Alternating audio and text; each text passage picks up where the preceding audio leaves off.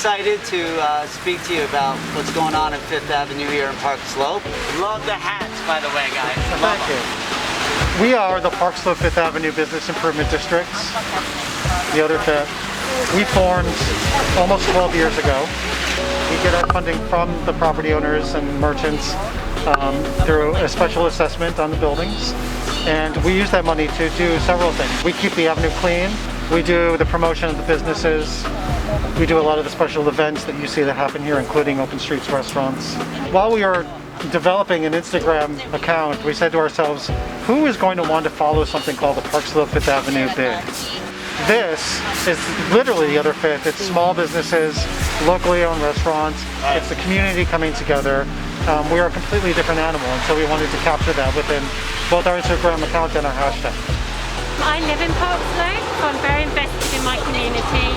I was really interested because there's 520 small businesses between Dean and 18th Street.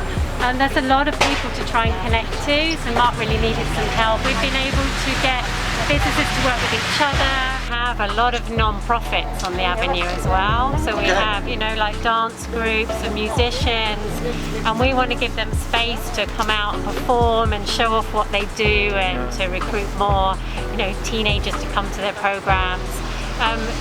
There's a lot of richness here.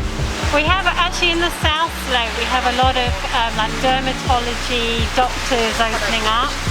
And it's also the area where all the gyms are.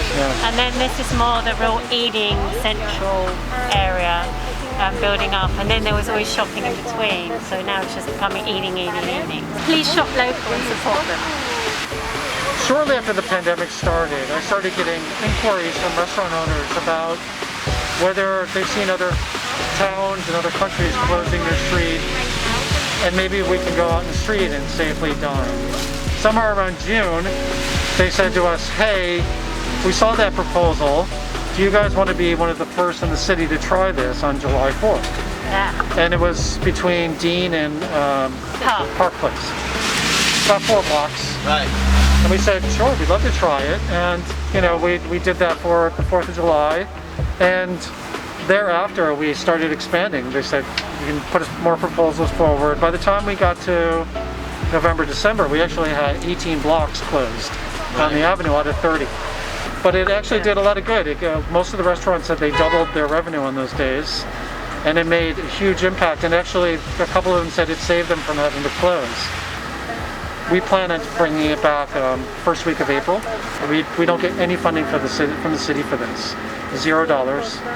It is literally trying to squeeze it in from the money that we have in our budget. So I think we encouraged a lot of restaurants to post what their indoors look like, talk about their safety measures and how they look after the customers, and I think that really helped bring people in. So it's going to start slowly again this weekend. It's Valentine's. So you might get a bit more people than normal, but definitely it'll be a slow build up, and some people are really into it, some people aren't ready, and that's fine. There's a whole spectrum of how we react to things, and there's still outdoor dining going on, and then we're going to start the open streets again, so there'll be different ways to dine still. I think when you saw that there was initially the restaurants just kind of built barricades and did what they could to comply to the rules. And then when it became more permanent, suddenly these beautiful palaces appeared outside and really comfortable, beautiful dining. I mean, we also have the park, and I think that's what people loved about Open Streets, is the extra space, because the park got really full, like during the summer months. Yeah. You know, our vision for the avenue really going forward is that, you know, 4 or 5 years down the road, we want tourists to come back and people to know around the city that they can always come to Park Slope on the weekends on Fifth Avenue, and the street will be closed and restaurants will be outside. There might be cultural performances.